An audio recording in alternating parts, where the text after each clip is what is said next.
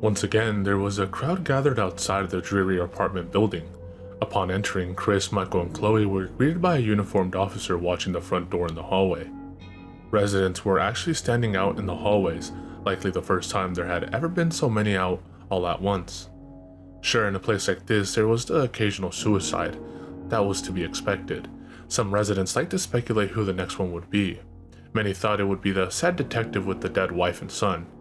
They didn't expect that old lady upstairs across from him to ever be murdered. This was indeed a shock to the low-down community. Chris led the way as Michael and Chloe followed up the stairs. "Charming," Chloe whispered to Michael, who acted like he didn't hear the rude comment.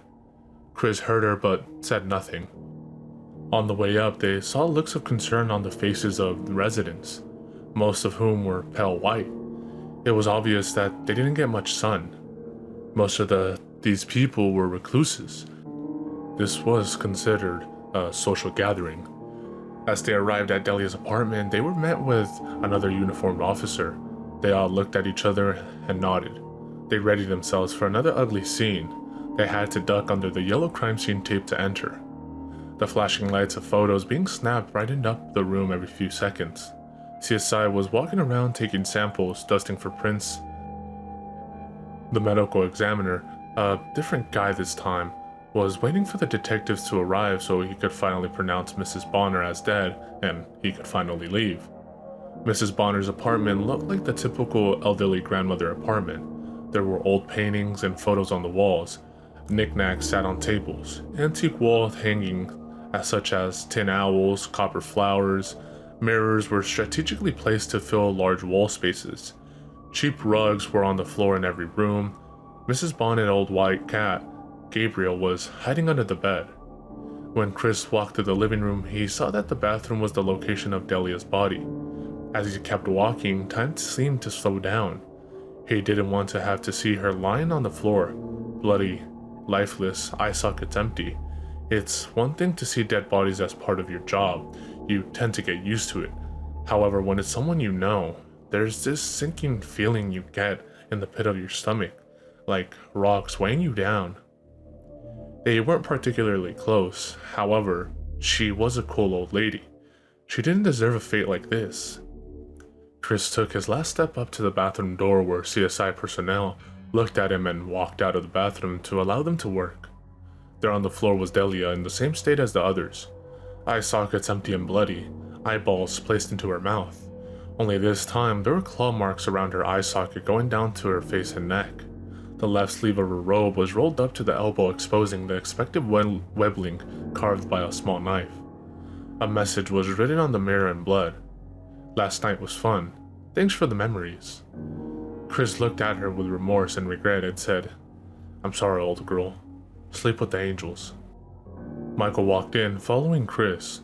Chloe stayed just outside of the bathroom.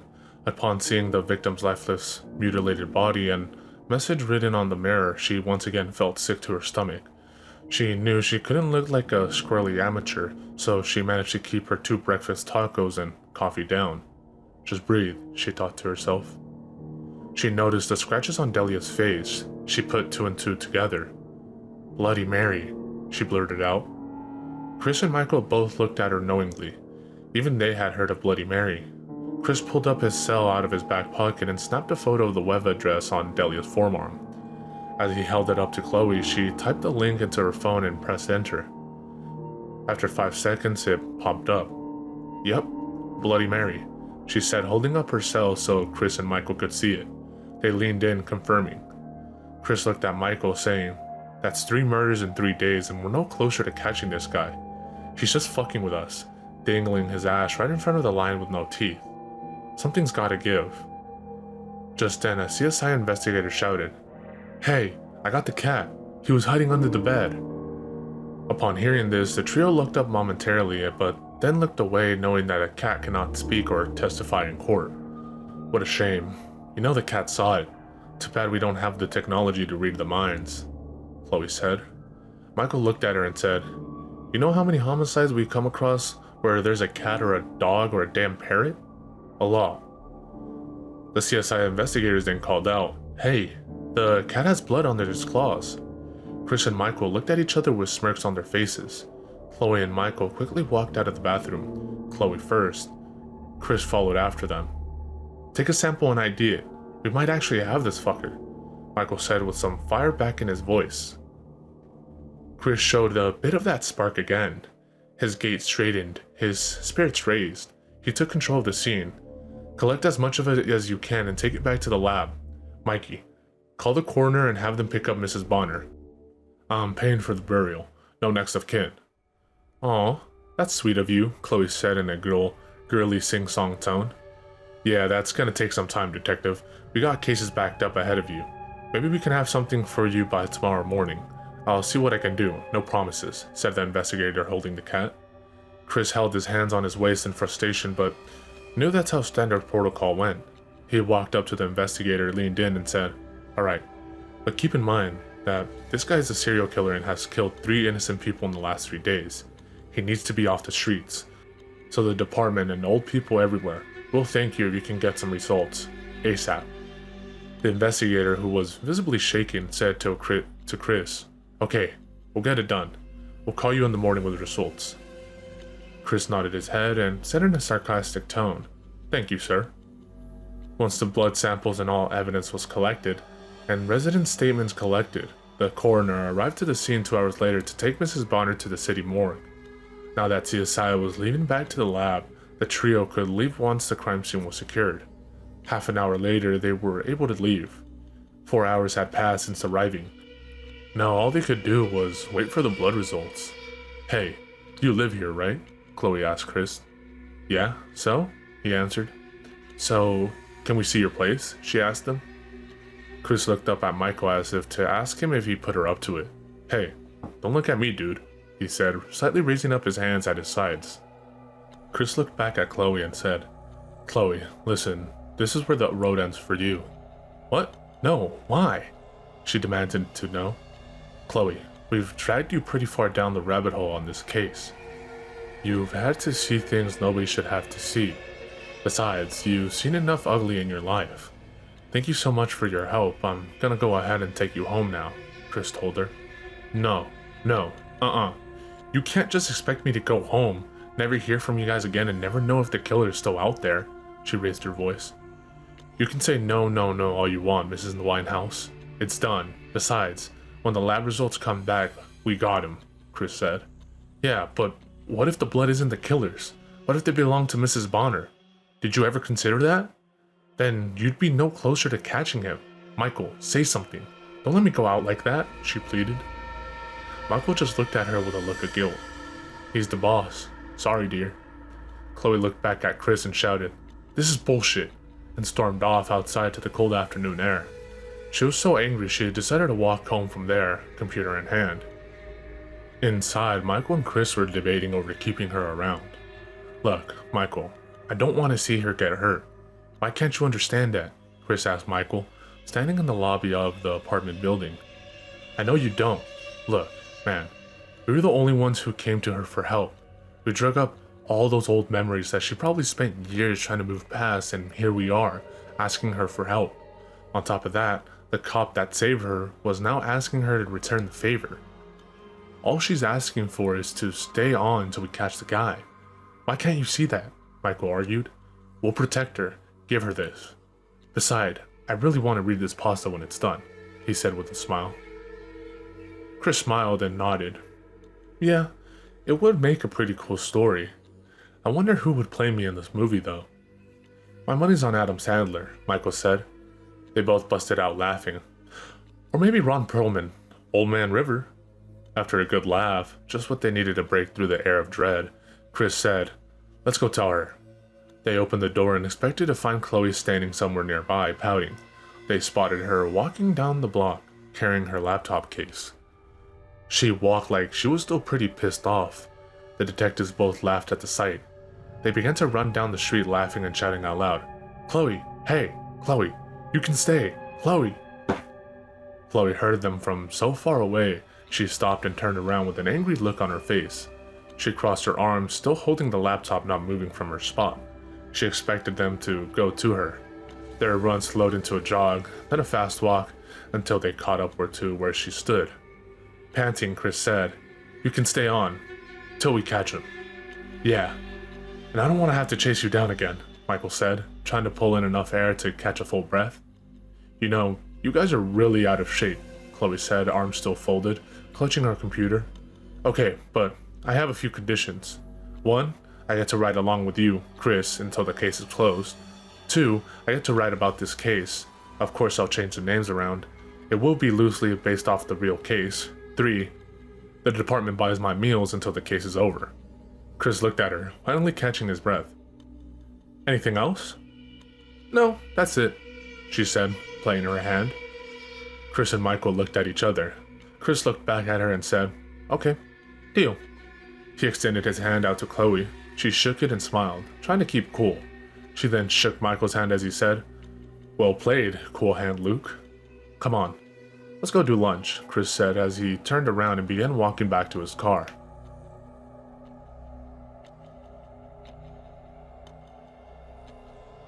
After a fine lunch of Chick-fil-A's, the trio headed back to the station to lay out all the facts and present their findings to the chief. Chloe waited in their office while Chris and Michael met with the chief. She looked around the office, exploring the desks, drawers, and walls of the dreary office. There were certificates on the walls. On the desk were loose pens and notepads containing doodle scribbles and various case notes. On Michael's desk there were family photos. Some were of his mother and stepdad. Some were of his brothers. Then there was a photo of his wife and children. It was in a nice picture frame placed just under the desk lamp so that it would shine bright whenever the light bounced off of it. On Chris's desk, there was no framed family photo. It was an indication of his inability to face the past and move on. When she looked in his desk drawer, she found a half-empty bottle of Crown Royal whiskey. He liked the shorter Crown Royal bottle. It was a better fit into his desk drawer, unlike the longer bottles of Jack and Jim Beam. She wasn't sure why, but she wanted to be the person to help Chris face the past and move on. He was a decent man and deserved to be happy, but first she would have to get him to open up to her about what really happened to them. What if they became involved? Was she ready to take on another guy with a tortured soul? That kind seemed to be her specialty. Was it really worth it? She thought, no. Not this time around, Chloe, fuck that. She was bored enough to bring out her smartphone and check her social media, emails, and of course the Creepypasta website. She searched for any new blog posts from Necro1990. She did a quick search to see if he had written any pastas. Nothing, just one blog post introducing himself 2 years ago, a few comments on various pastas. She did a search of her own pastas and found that he had indeed commented on Summer in Texas and Old Broken Bones Pete. They were simple, harmless comments such as nice pasta and I love this. Nothing to go gaga over. The thought crossed her mind. Does he really know who I am? She was a little creeped out to say the least. She could have walked right past him 1,000 times and would have never noticed. An hour had passed before Chris and Michael left the chief's office, satisfied that they had the full backing from the chief to pursue the suspect once his identity was revealed. Michael said to Chris as they walked, well, now all we do is wait. You should go home, get some rest, play with your kids, and Carol, Chris said playfully. Michael laughed, looking down for a moment. I wonder how our little motley smurf is doing, Chris asked. Just then, Chris and Michael returned to the office where Chloe was sitting back in Chris's chair, feet on his desk, hands behind her head. She was a little annoyed that she had to wait there for over an hour. She was bored, but she was still feeling good about being able to stay on for the remainder of the case. Chloe looked at the pair as they walked in and asked, "Where all the white bitches at?" The idea of going to dinner all together was discussed, but ultimately Michael decided he would go home and finally get some rest and some alone time with Carol and the kids. He missed Carol in that special way a husband misses his wife when he's missing home. It was getting later in the day, then he would need his rest just in case. As they made their way through the police station doors, they ended up in the parking garage adjacent to the station. They had parked near each other. Chris looked at Michael as he walked past him to his Charger. "Alright, buddy boy, get some rest. We'll catch you on this flip side." "Okay, man, see you." "Good night, Chloe," Michael said, a bit fatigued.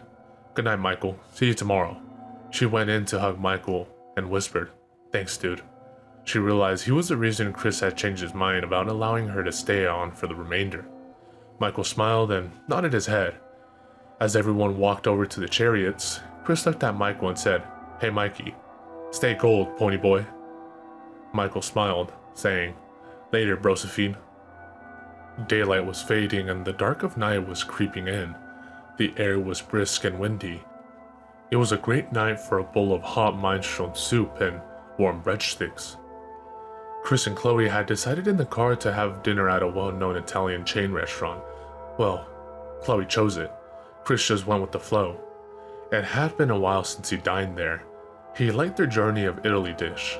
It was $20 now, compared to $17 when he last ordered it. It was Abby's favorite too. Connor loved the toasted ravioli. They were seated in a booth on the right side of the restaurant. The walls were beautifully stained in yellow-colored wash over texture. Glamorous black and white photos were framed into black wooden frames. Colorful plates were hanging up on the walls. The lights were dimmed and a glass with a tea light flickered nicely on each table. 2 crystal wine glasses sat near the edge of the table, begging to be used. Chris liked the rosato. They both had ordered their Journey of Italy. Chris thought it was funny, and almost commented on how his late wife always ordered the same thing.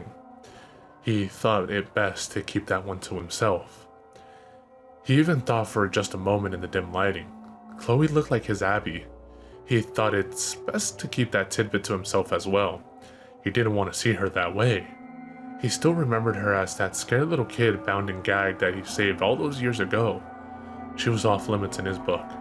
He might be a son of a bitch, but he wasn't a fucking son of a bitch. Chloe had decided early that evening he was off limits too. She didn't need any more complications in her life. He was a handsome older man, but he came with too much baggage. They sat across from each other in the booth, dining and talking about some of the residents and old stomping grounds back in Lytle. They laughed or smiled most of the time. Chloe said that the old Robinson place was still standing at that old dirt lot, hidden away amongst the trees and brush. She mentioned that she still kept in contact with Jason and how they had once been an item.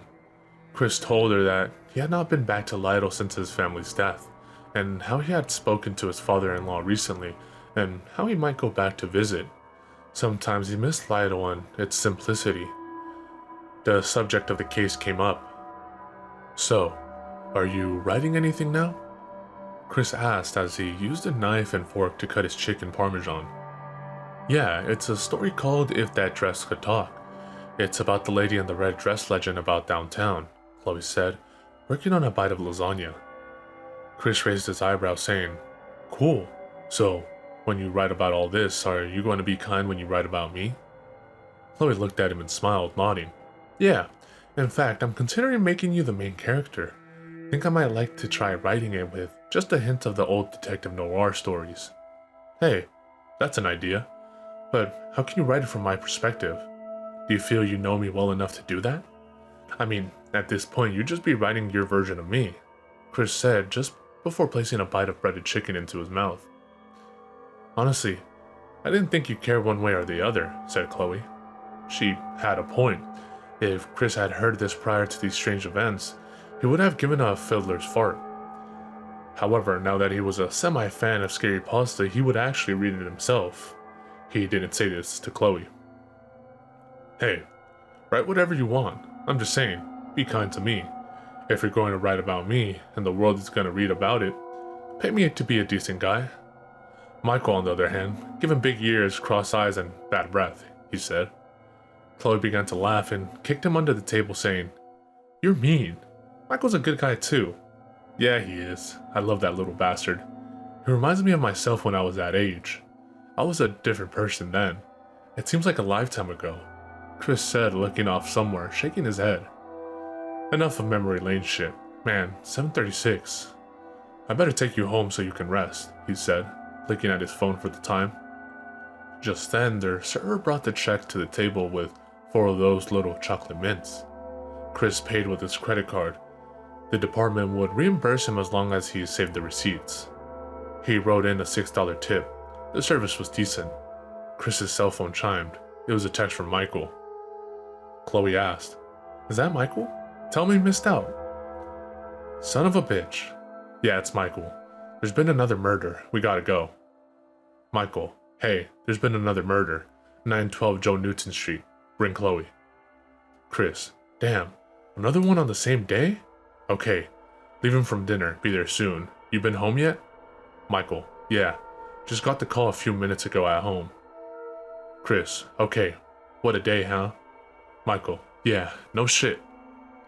Michael and Chloe walked out of the restaurant into Miss Sunshine in the parking lot. 10 seconds later, they were en route to the address Michael had messaged Chris. Chris knew that Michael didn't want to be there. He wanted to be at home with his family. He placed a flashing red police light on top of his roof and turned on the siren and hauled ass to the crime scene. It was 912 Joe Newton, near the old abandoned buttercrust bakery. He remembered briefly the school field trips every year touring the bakery. At the end of the tour, every kid got a slice of bread with butter, a pencil, and a ruler. He always enjoyed that field trip. Now it was just an old creepy looking building. They pulled around the corner, tires squealing on the city streets. Once they arrived at the old bakery, something was odd. There were no CSI vans, no patrol units, no crowd, just Michael's Charger parked on the side of the building. What in the fuck? Chris said, looking at the Charger and around the building. I'm calling Michael. He dialed Michael's cell. Fear began to rise in Chloe's belly. As Chris waited for Michael to pick up, he saw movement in the second floor window at the front of the building. It was slight and he couldn't tell who it was, but there was no mistaking it. 3 rings in and no answer. Come on, Mikey, Chris said, looking up at the window where he saw movement. He's not answering? Chloe asked, now very concerned. 5 rings in and Chris said, no, I'm gonna call Carol. In the text he said he hadn't been home when he got the call. Hello, Chris. Is Michael with you? Chris. No, he just texted me.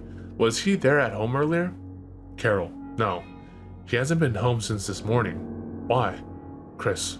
Okay, dear. I see his car here now. I'm gonna go meet up with him. Carol. Okay, hey, tell him to call me as soon as he gets a chance. He was supposed to be here an hour ago. He just keeps texting me. Chris. What's he saying? Carol. That's kind of private, Chris. Let me know if he contacts you again. Why? Chris, is something wrong? No, he asked me to meet him at the old Buttercrust bakery. He said there was another murder. Damn it. Guess it's gonna be another long night. Yeah, sorry about that. It comes with the job. Just tell him to call me. Look out for him. I will. Talk to you later, Carol. Okay, bye. Chris didn't want to upset Carol, but he knew what this meant. Something was definitely wrong inside. Chloe was now visibly shaken and worried.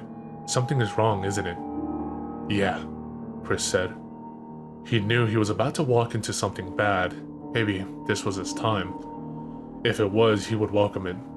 He knew there was likely 2 scenarios inside that old bakery. Either way, it wasn't going to end well. He reached into the glove box for a small LED flashlight. I want you to stay here and lock the doors. I'm gonna leave you the keys. If I'm not back in 15 minutes, drive to the station and give them my car.